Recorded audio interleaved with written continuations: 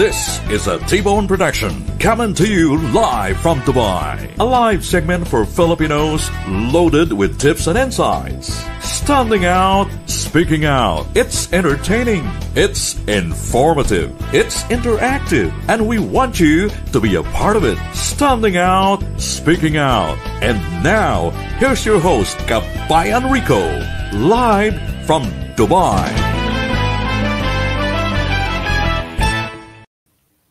Manager! Ang gandang pakinggan. Malaki nga ang sahod, pero ang laki naman ng responsibility. Maraming nagtatanong, paano daw maging manager ang isang tao? Based on survey, ang isang tao ay naging manager dahil sa 5 rason.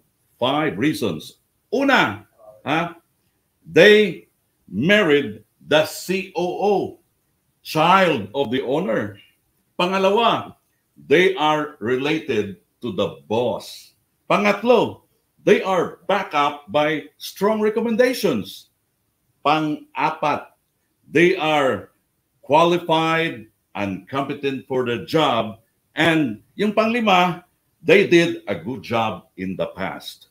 Many companies thrive and prosper because ang nakita nilang manager ay yung qualified and competent. Today, we will share insights on how to be an effective manager. So join us for the next 1 hour. Gusto kong batiin ulit yung mga kaibigan natin, no?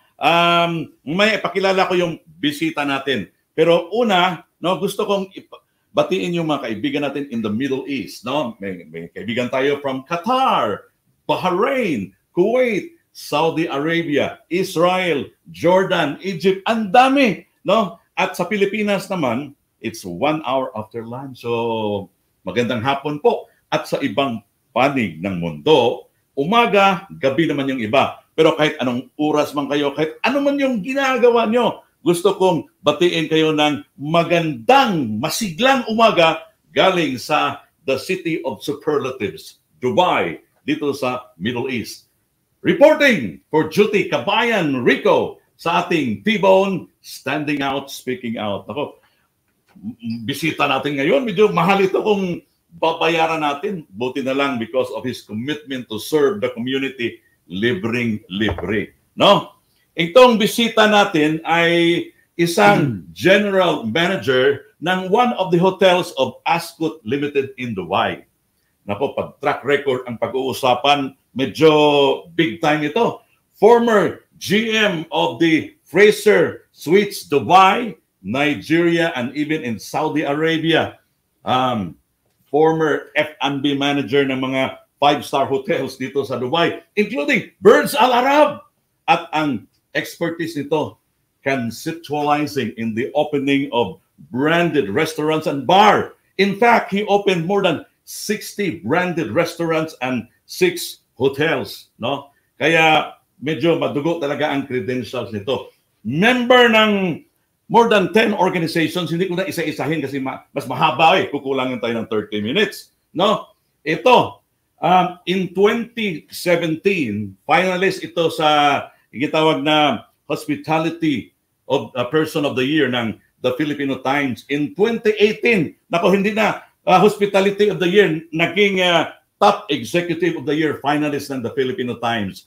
And in 2020, ito yung ito yung hero of ng mga hotel sa Singapore.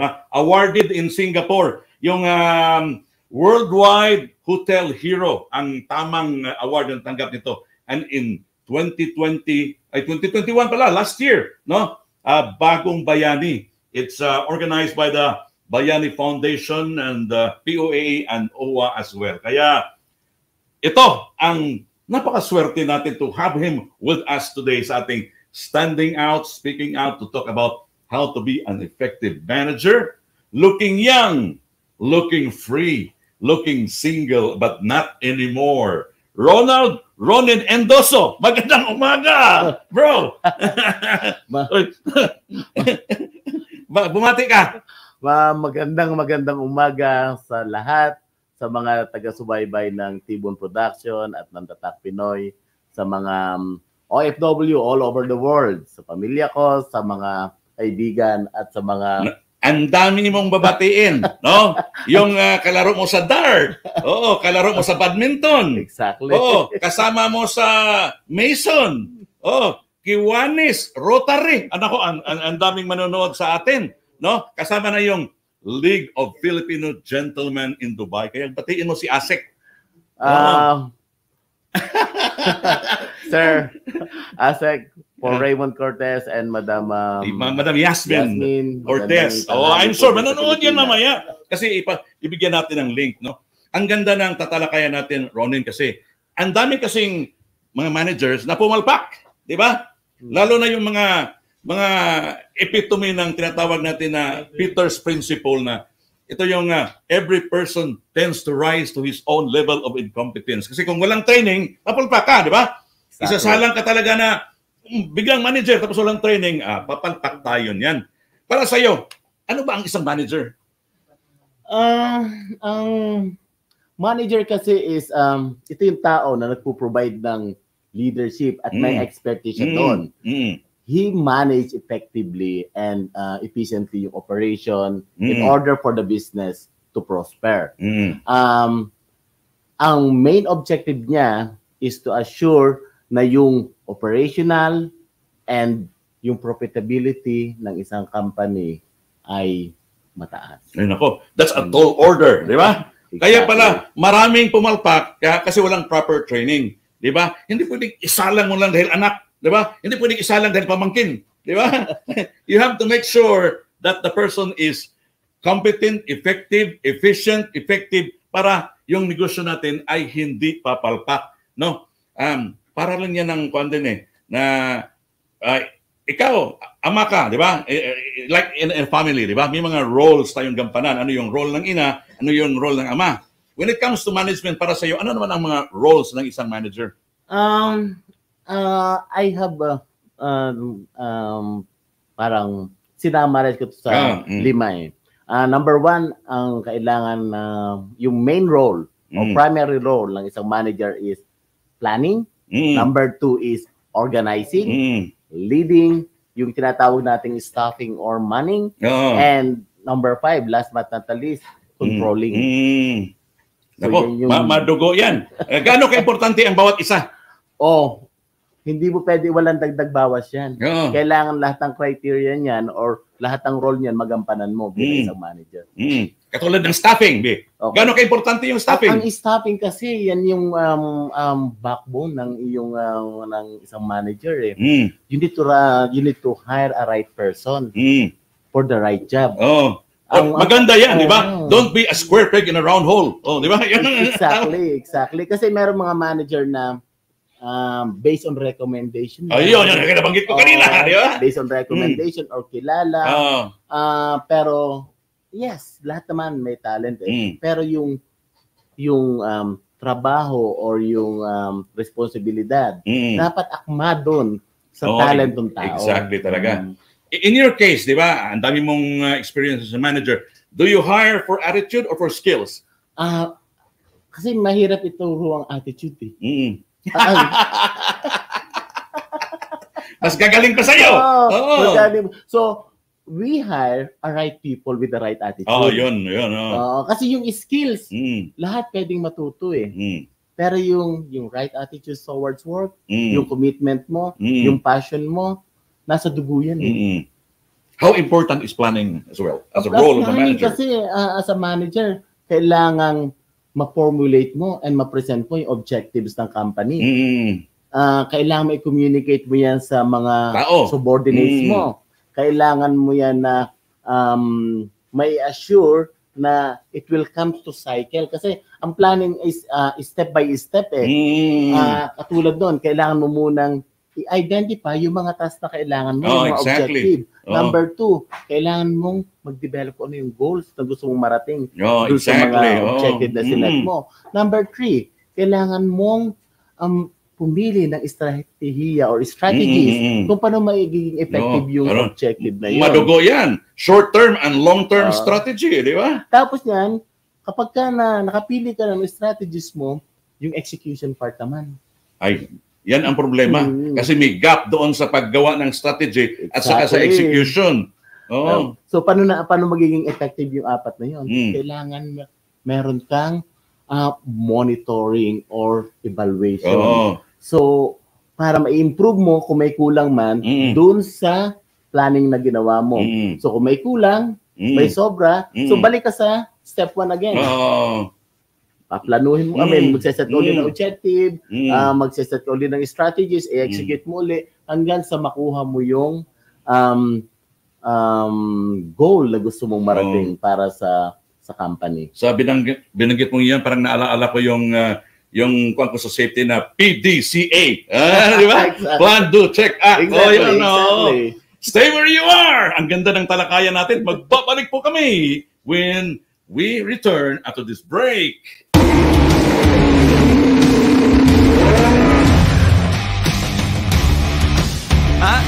Not bad, huh?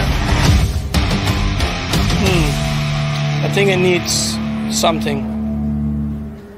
And all-time high.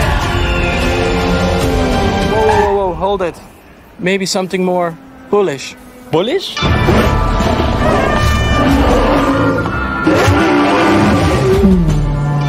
I mean, it has to be out of this world.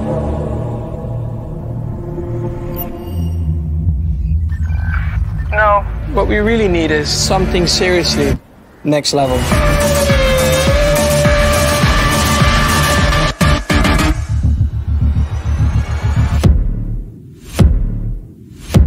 Now that's next level.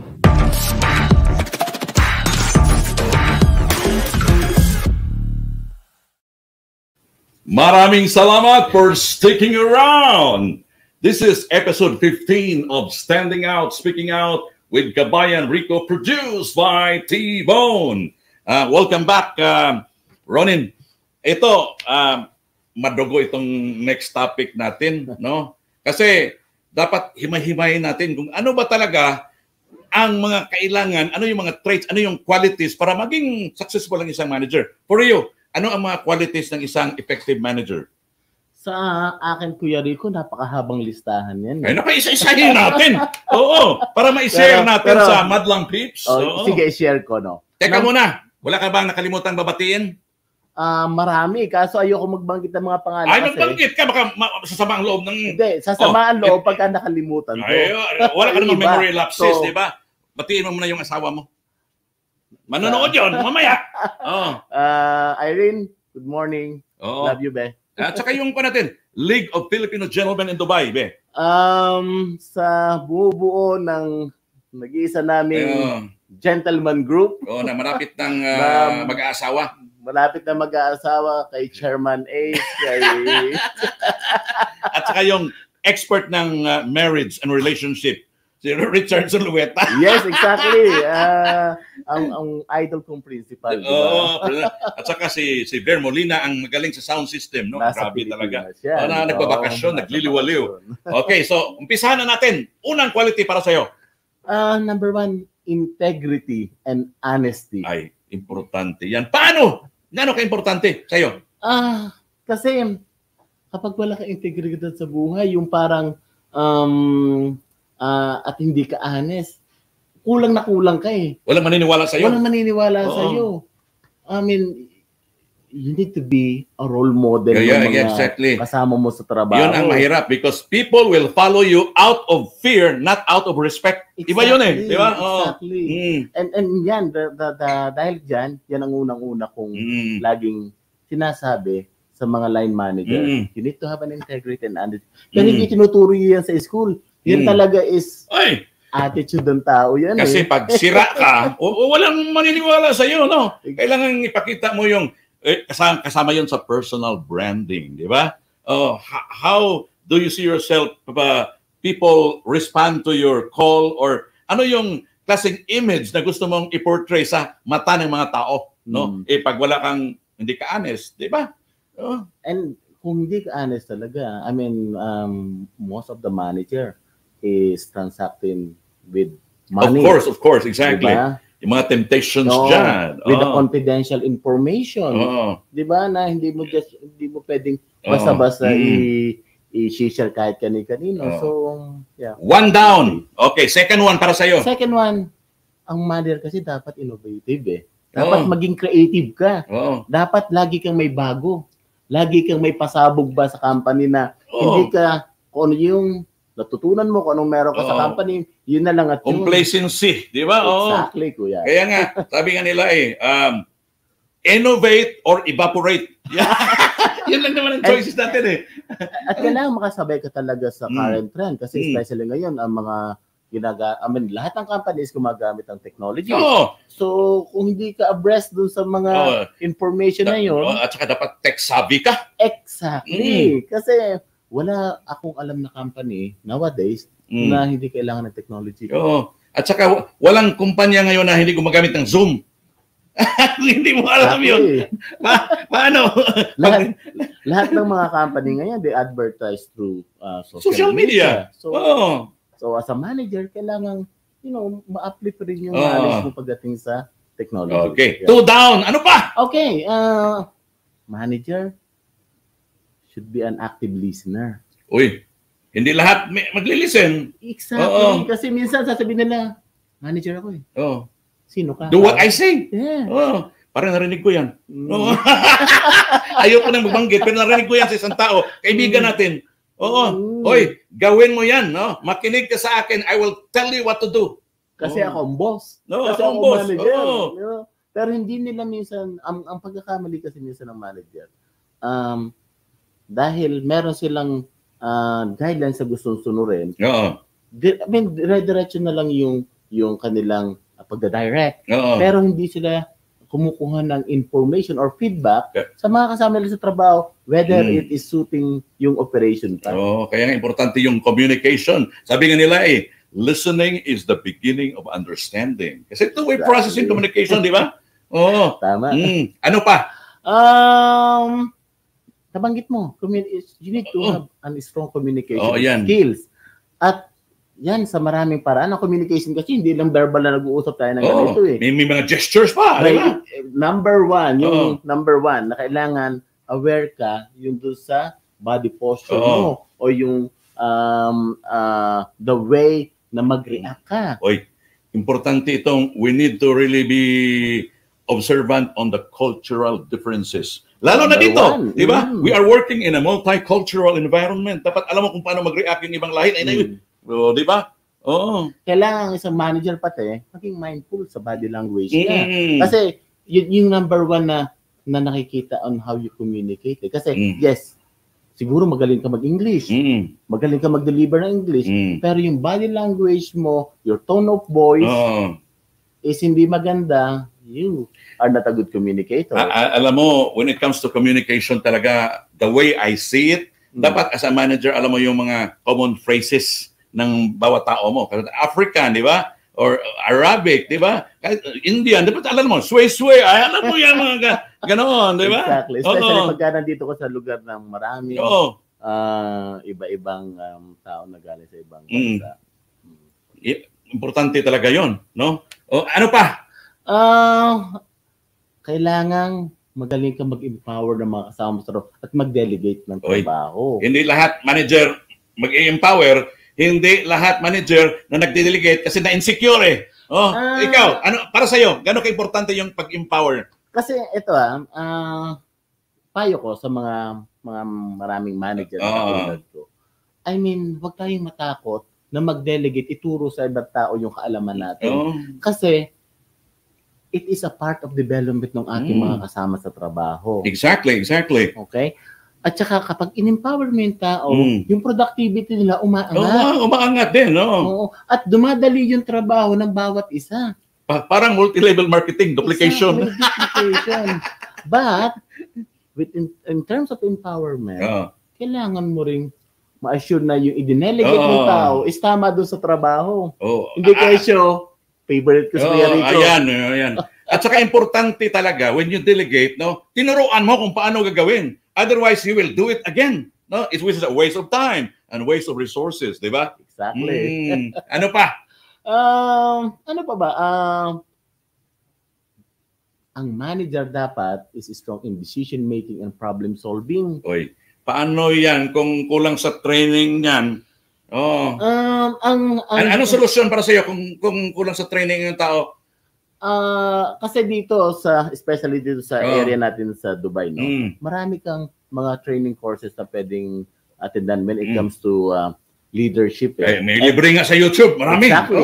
And leadership covers yung mga decision making and problem solving. Exactly. So, dun matututo ka. Pero ang isang manager, bago dumating sa position na yan, for sure, experiencado nun siya on how to handle situation. Not kung family-oriented business.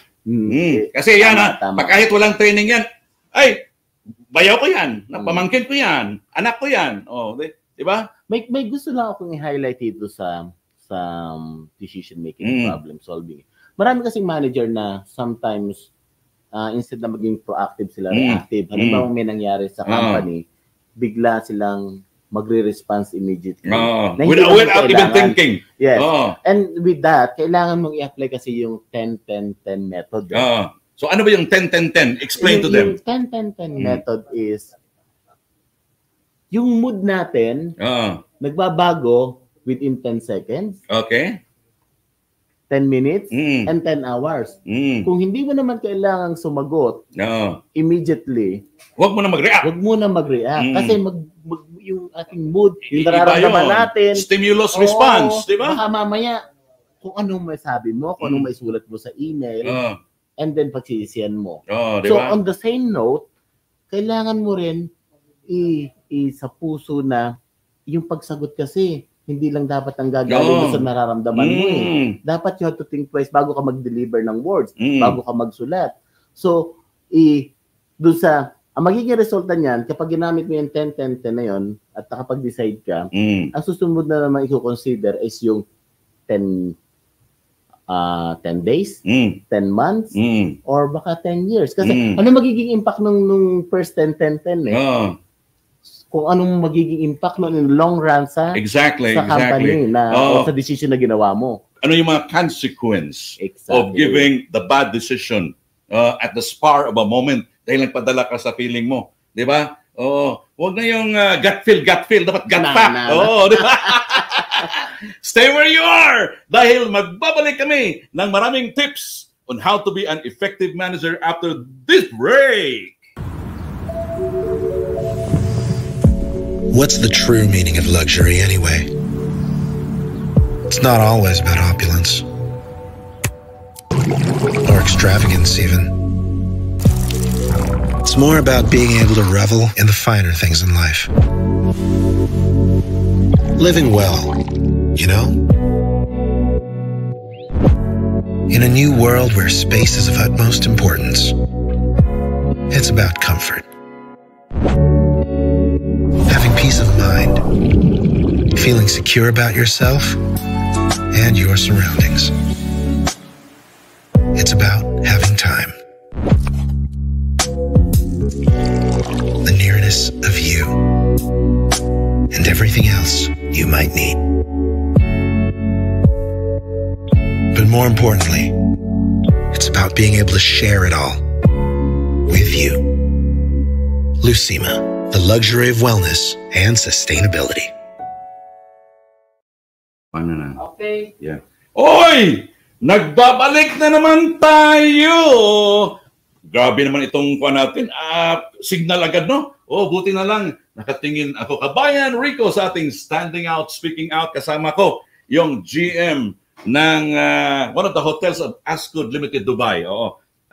Mamaya, ipa-plug natin yung kung ano yung location ng hotel mo mamaya. Ano pa? Ang quality sa isang manager, no?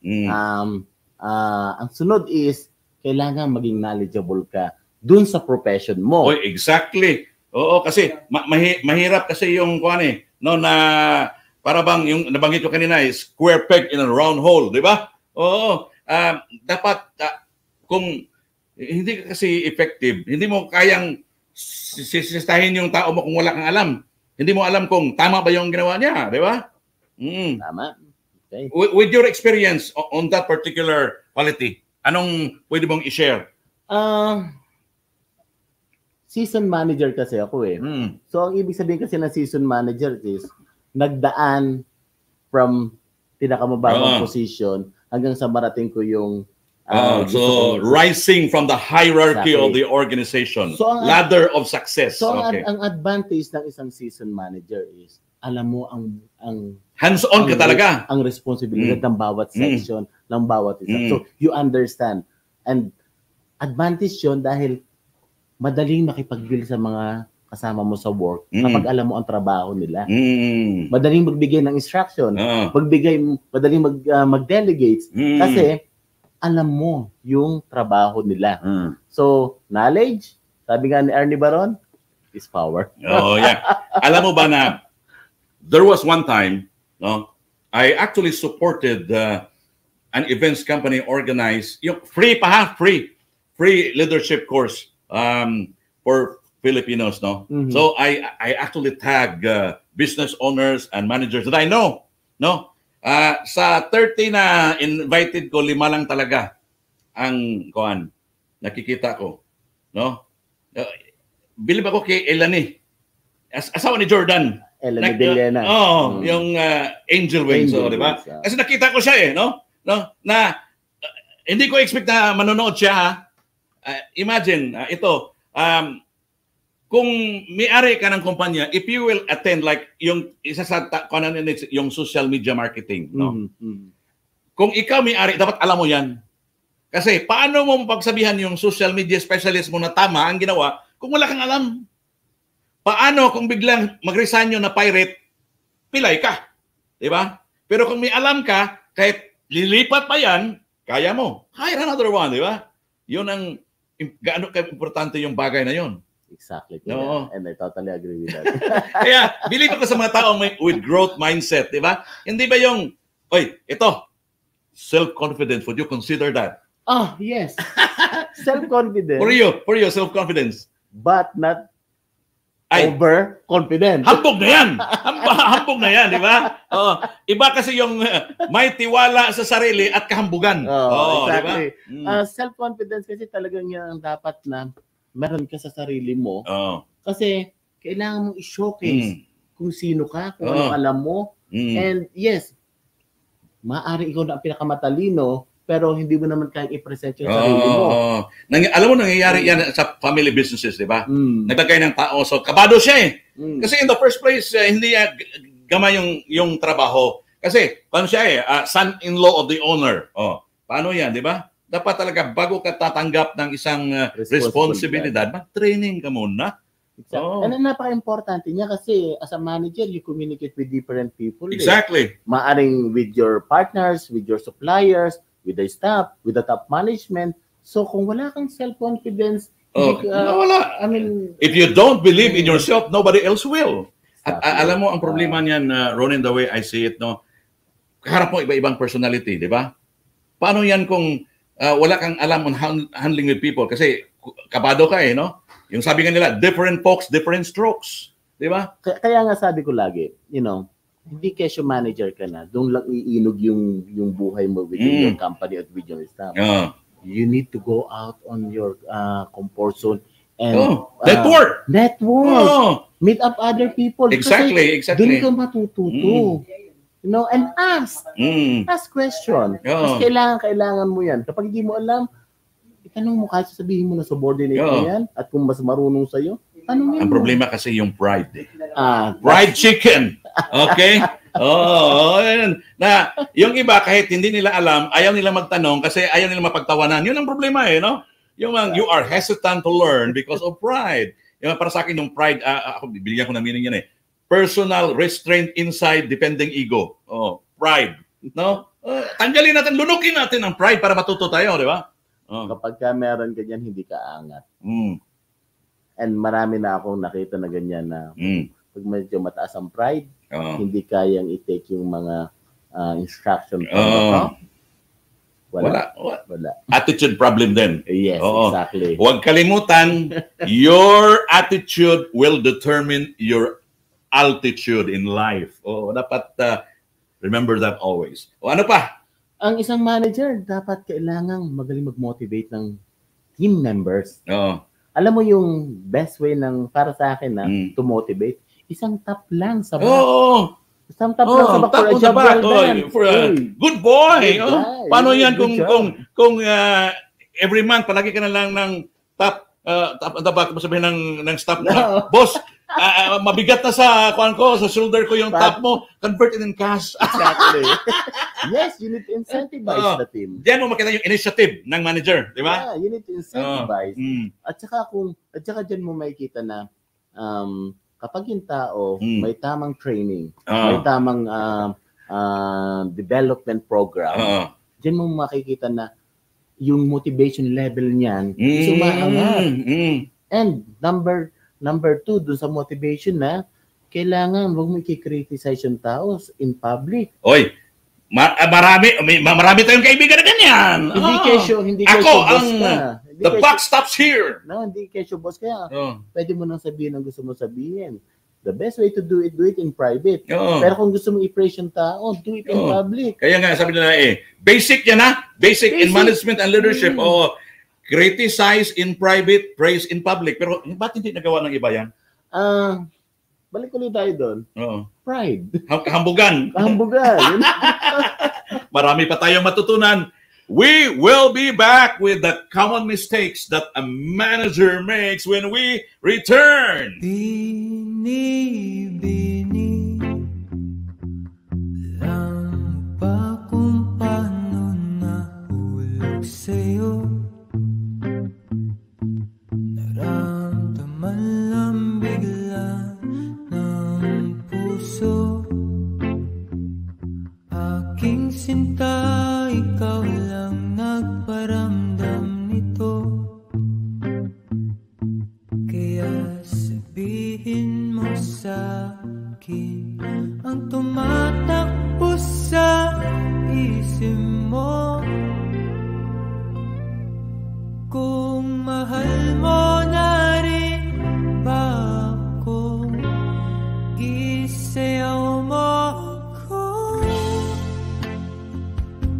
sa gitna. Doon tayo sa elegante pero sulit. UAE Kabayan Souk. Doon na tayo sa elegante. UAE Kabayan Souk. Tingnan mo, relo ko. Thanks, Mr. Amigo and Miss A. UAE Kabayan Souk for your watches. G-Shock, meron din sila. Welcome back to our discussion. Ako, maganda ito. Inaabangan dahil common mistakes that managers make. Ang problema, yung iba, hindi naman ako na nagkamali sila no? Ano ang mga mistakes? Numero 1. Numero 1. Error number 1. Unang pagkakamali. Iniisip mo sa sarili mo, boss ka. Hindi ka leader. O, ano ang diferensya ng boss at saka leader, eh? Napakalaking Okay. pagkakaiba niyan. Oo.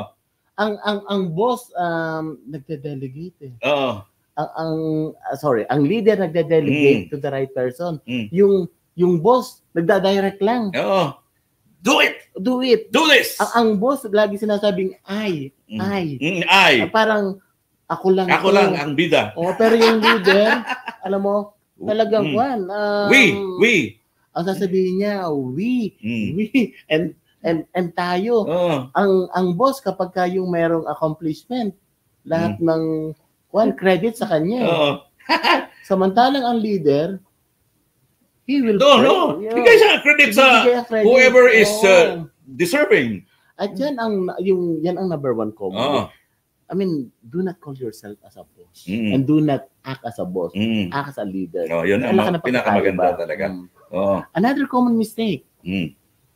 Kung hindi ka magkakaroon ng open door policy, hindi mo mai-improve yung operations mo or yung pinapatakbo mong company. Kasi yung feedback from the staff, feedback from the partners, hindi mo maririnig yun. That's an open door policy and open communication with the staff. Teka, ito, marami may kaibigan tayo na guilty nito. Favoritism. Oh, yeah. Paano yan? Paano maiwasan yun? Ang napakahirap kasing sagutin ng favoritism pero kasi how do you avoid in your case, ha? Ikaw? Sa case GM ko ka kasi, number one, I need to have a balance when it comes to money. Hindi ako pwedeng mag-hire na puro Indian lang, or puro Filipino, or puro yung isang lahi lang. At saka, dapat natitingnan mo yung performance eh. Hindi kesyo kabayan mo, or kesyo malapit sa'yo. Siya yung bibigyan mo ng maraming pagkakataon na parang oportunidad na mag-grow sa company, kahit hindi naman mas marami pang marunong sa kanya. Di ba? Ang favoritism kasi, minsan nabigyan ka lang naregaluhan ka ng birthday mo, magiging favorite mo na yung particular. Pero hindi. Dapat tumitingin ka in a bigger picture kung paano mag-i-improve yung company mo or yung operation mo. Hindi yung mag-i-improve lang yung isang tao. Would you consider over-friendly to stop a mistake? Oh, yes. Bakit? Yes. Kasi kapag over-friendly ka, pag dumating yung pagkakataon na gusto mong i-reprimand yung tao. Yun ang problema, no? Diba? Kasama mo sa paninigarilyo, break, inuman sa kantin, sa labas. Yun ang problema.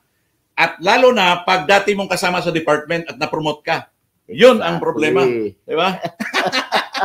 Kasi sasabihin nila na, nagbago ka lang. Dati ka lang graphic designer eh. No? Kasama pa tayo ngayon. Manager ka na. Ang other common mistake, kuya, kasi, ano ba yung may mga manager na nagbabad-mouthing? Ay, yun. Lalo na sa kumpanya, no? Exactly. Bad-mouthing about yung other managers, or yung management, or yung company, or yung kung ano yung ginawa ng staff. Ano mo, wala kang parang yung integridad na, but why don't you keep it to yourself na lang? Diba? Saka ka na, pag wala ka na sa organization, no? At kahit pa, wala ka na sa organization. Kasi yun ang yun ang mali sa job interviews, no? Na bad-mouthing your companies, no? They're like, why do you resign? Why did you leave your last job, di ba? Dapat it's a no-no to bad-mouth your employee. Pero alam ba kung nag-uusap kayo sa mag-asawa, di ba? No, yung sa inyo na lang, no? Huwag mong iparating doon sa kung ano yung feeling mo. Di ba nakalagay po sa Facebook? Hindi na. Maraming nagpo-post sa Facebook, no? Okay? Yun ang pagkakamali. Dapat may Facebook management. Di ba? Exactly. Susunod mo segment. At number 5, pang-apat. Ang manager kasi, he should walk the talk eh. Ay, marami ding... Yung marami... Gano'n ka-importante yung doing what you are saying? Napaka-importante. You need to lead by example kasi. Hindi, halimbawa, nagbigay ka ng isang, let's say, memorandum na from ang pasok na is exactly 8 o'clock ng umaga. Kailangan lahat ng mga employees nasa loob na ng office. Pero ikaw darating nga 8:30 or 9 o'clock. Or meron kang sinabi na ito ang gusto nating ma-achieve na training sa bawat employee natin, sa bawat staff natin. 6 hours every month. Mm. So, ngayon, ini-allocate mo yan sa mga line managers mo. Pero ikaw, as a manager yourself, hindi ka naman nag-train. So, at saka yung iba sabi na don't use phone for personal benefit, di ba? Tapos gamit ka ng personal palagi, di ba? So, maraming ganyan sa company. No? Yung, kapag yung telepono, binigyan ng company na, minsan, I mean, they are using it pang overseas call. Yun nga no? Tapos may memo ka na huwag gamitin. Di ba? So, it's ironical, no?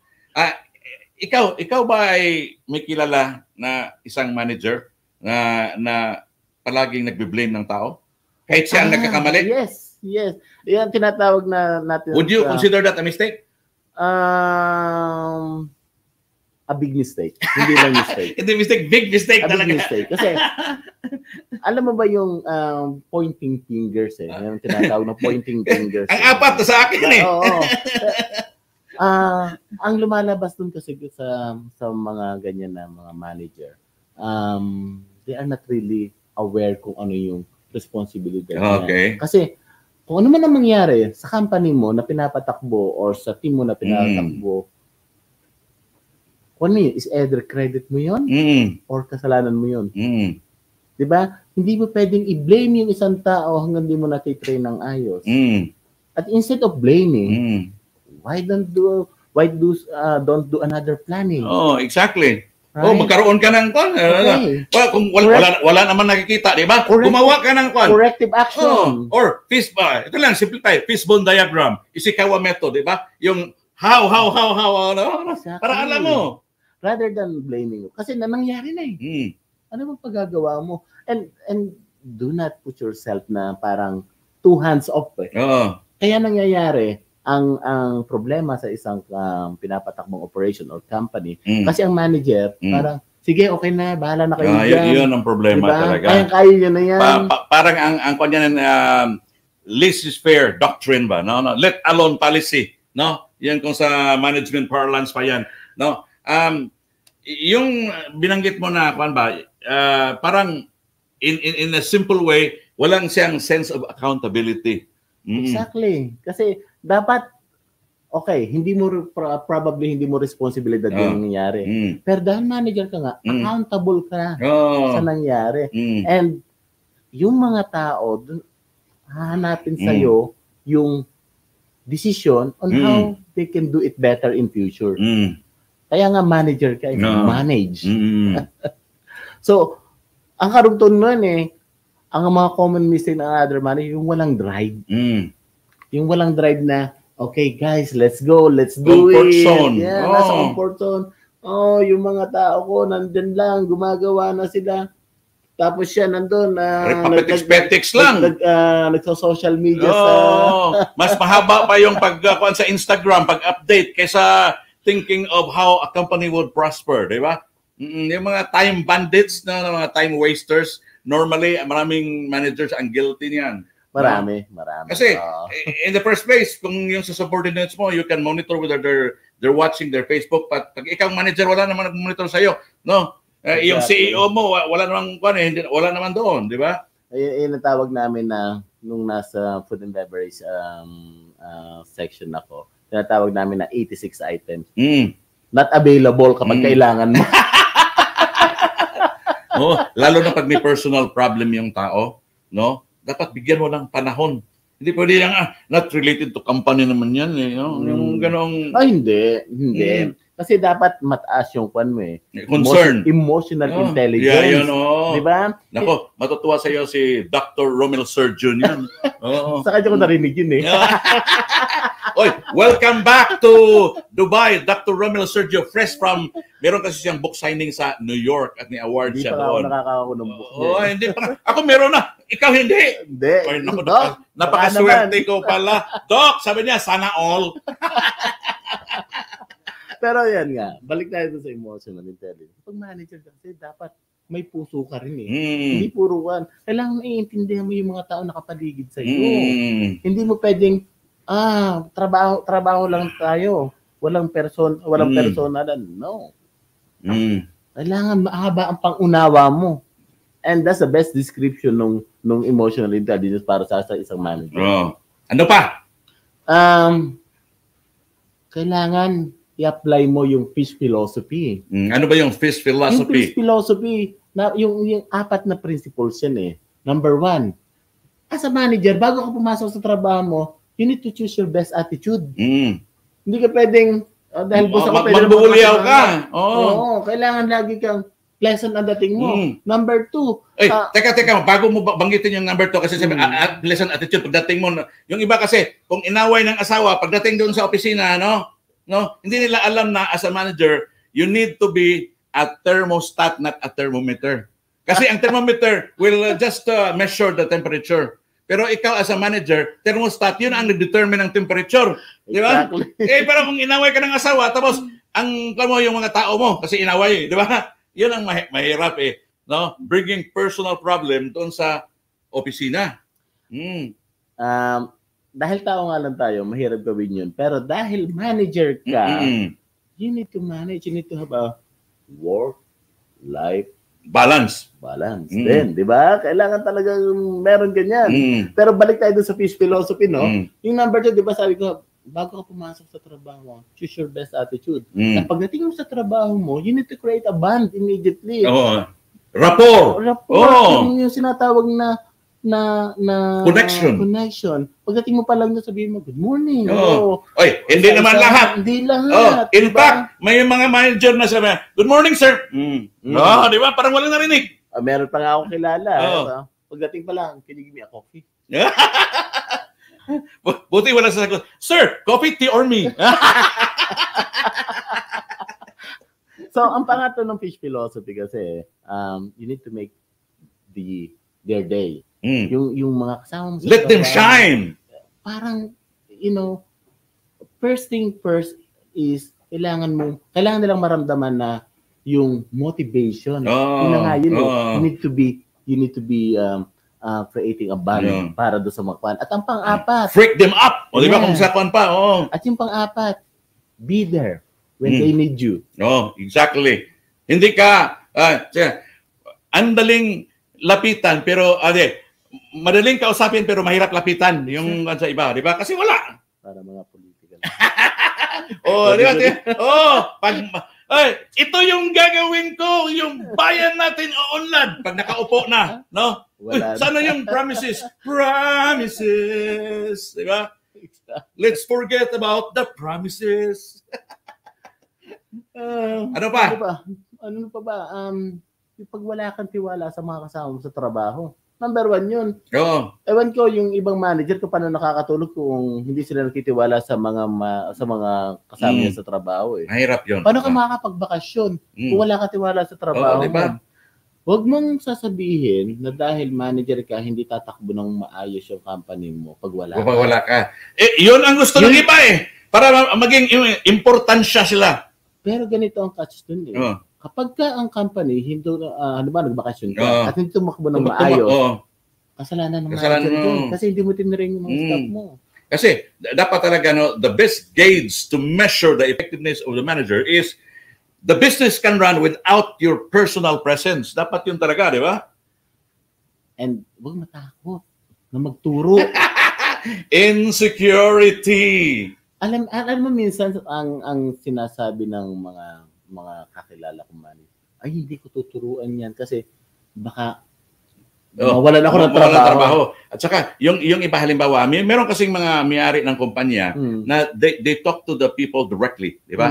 Itong may mga supervisors ng mga managers na ayaw nila because for them, for the owner, that person is an asset. But for the manager, you are a threat. Yun ang problema Maling ko yun yung ganun na style kasi kapag hindi ka magtuturo ng tao makakagawa ng trabaho mo, paano ka aangat? Ay, wala. Yan talaga. No, let's enhance the competency of people so you can relax. Di ba? Not only relax, and then you have a time para matuto dun sa position na gusto mong marating. Kasi manager, hindi naman kasi manager ka, yun na yan May mataas ba sa manager? Meron pa. Baka maging vice president ka. May senior manager. paano kung may daughter yung may-ari ng kumpanya na dalaga at ikaw ay binata, di ba? Oy, you can marry the daughter of the COO. Yung binanggit ko kanina. Stay where you are because we will be back with the final tips on how to be an effective manager when we return.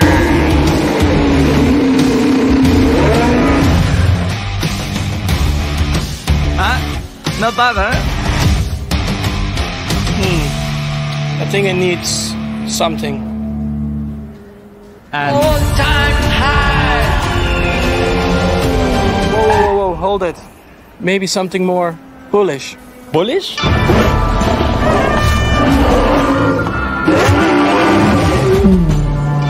I mean, it has to be out of this world.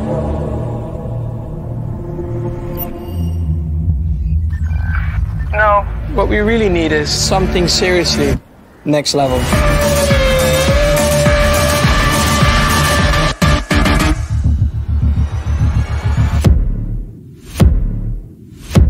Now that's next level.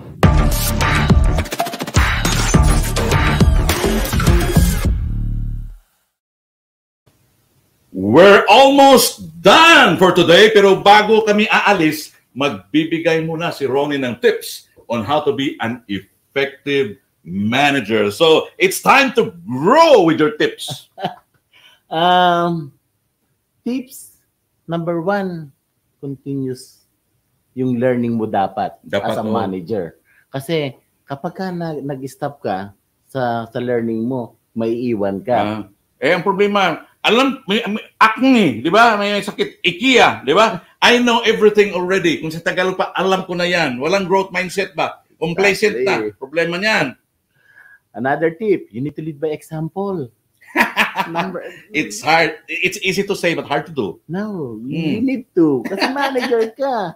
You need to trust and empower your team. You need to ask your team yung opinion nila. Di ba? Importante yun. Di ba? Kailangan ang mga kasama mo sa work is maging involved. Oo. At saka yung feeling ba na you are giving them a feeling that their ideas are being valued by the company. And it's one of the way of motivating an employee din eh. Kasi kapag ka hindi mo sila involved, sabihin, sila lang naman nakakaalam. At saka, kulang yung half-hearted yung performance nila. Ideya naman niya yan eh. Pero pag kanilang ideya, ayaw nilang papalpak yun eh. Kaya magsisikap sila, di ba? Exactly. And develop your team.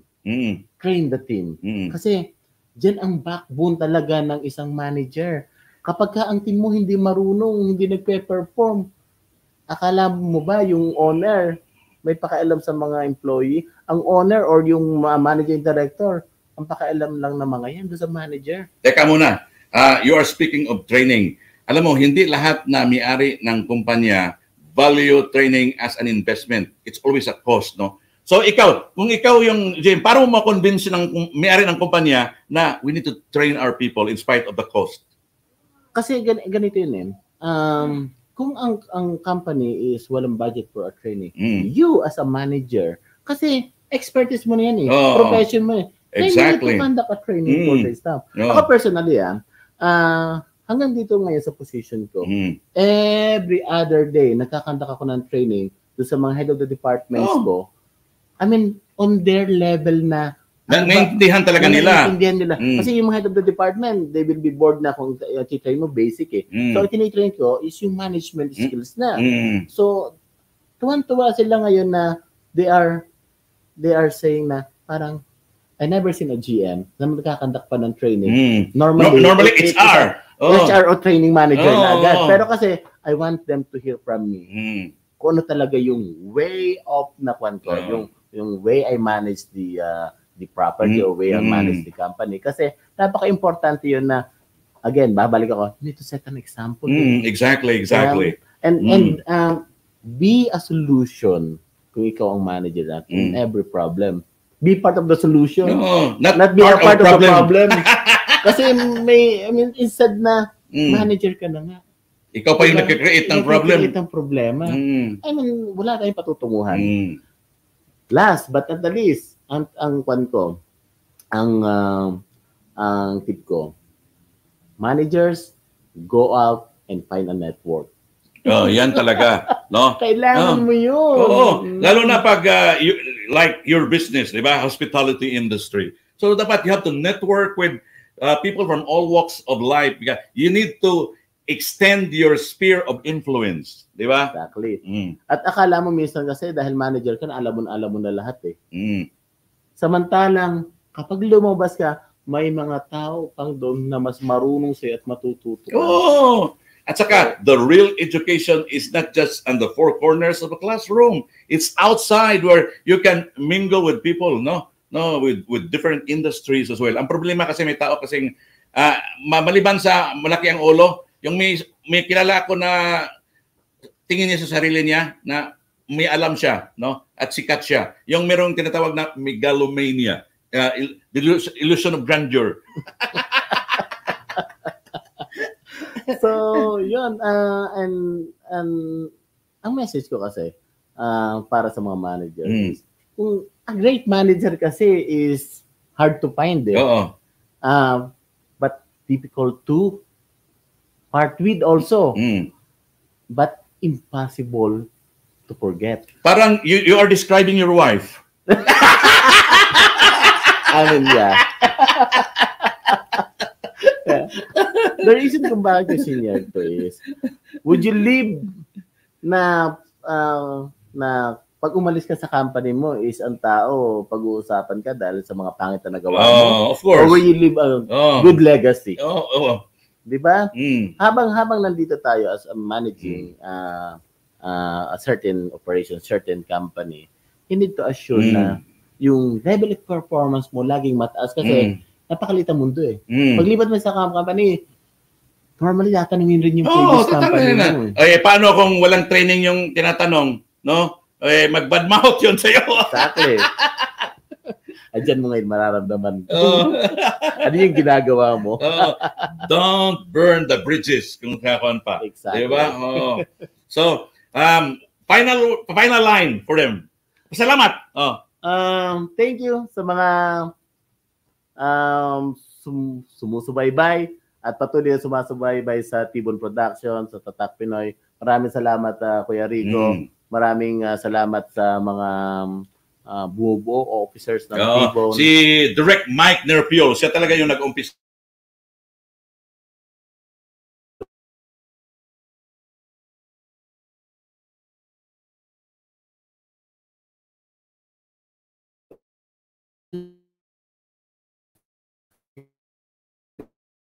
And that's what I try to call network. Yan, no? di ba? Oo. So, maraming sa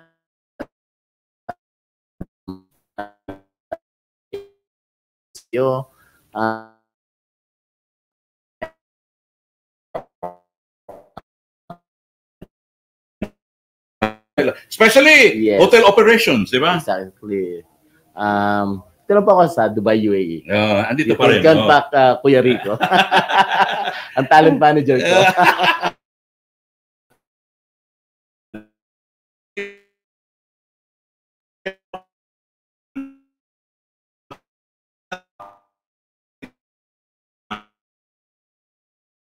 Tatak Pinoy, loud and proud. Yung may proud, ha? Yung loud, kasi may nag-fake ngayon sa page ng Tatak Pinoy na Tatak Pinoy loud. Oy, hindi sa amin yan.